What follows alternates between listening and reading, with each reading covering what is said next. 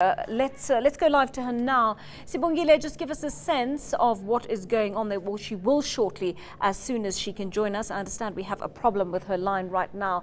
We will go to her in just a very short while. Just to be clear on that, the community asking specifically that the prime suspect in this case be released to them so that they can take the law into their own hands. We'll bring you more on that story in just a short while. Let's look at the wider issue now.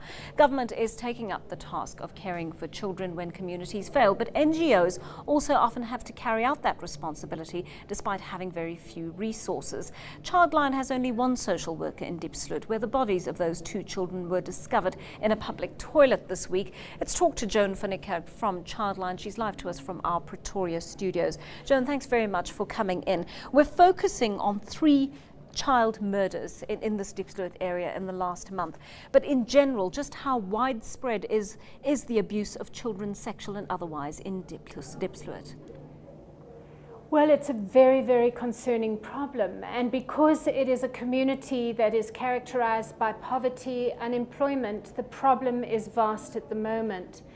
And Diepsloot is not the only community in which we're struggling to provide a comprehensive service. This is true for many communities across the country at the moment. We are really challenged in the task of protecting our children. Just how much work, how much productive work can be done with one social worker in such a sprawling area?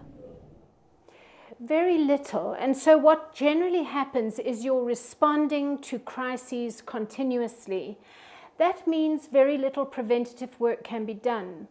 And this is the problem in South Africa at the moment. We have these appalling cases. And then there is a knee-jerk reaction to individual cases. But what we really need to be looking at is a well-coordinated, comprehensive prevention program in which we look at the drivers of the behavior and develop programs to ensure that each facet of the problem is dealt with in a preventative way.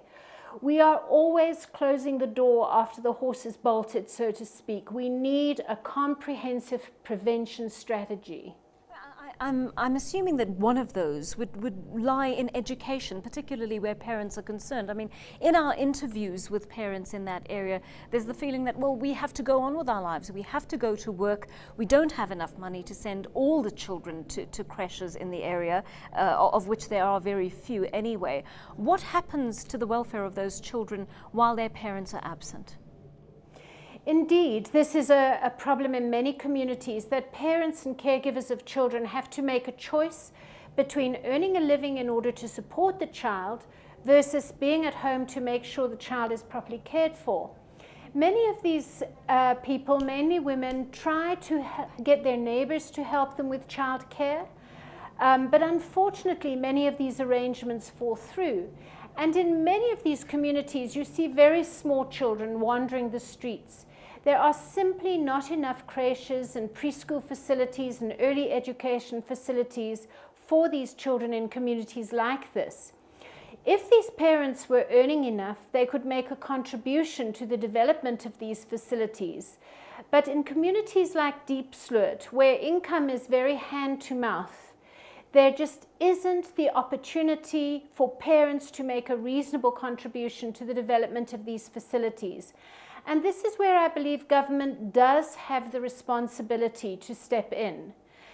When we look at the expenditure on Enca, 212 million or thereabouts, couldn't some of that money gone into the development of facilities for children in communities like Enca?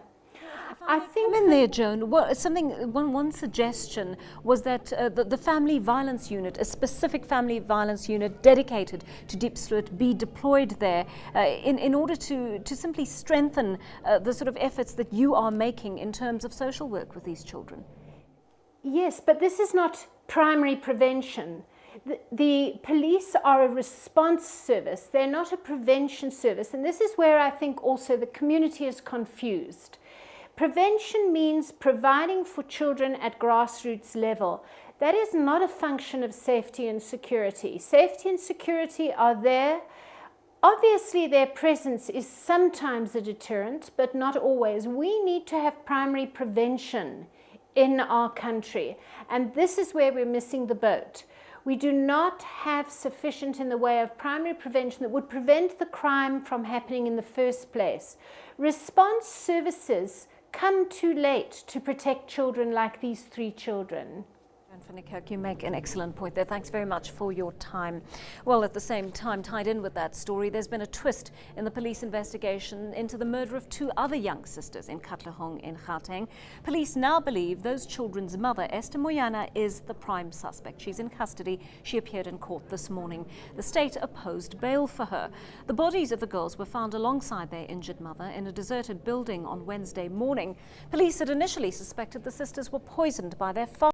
News that moves. enca.com.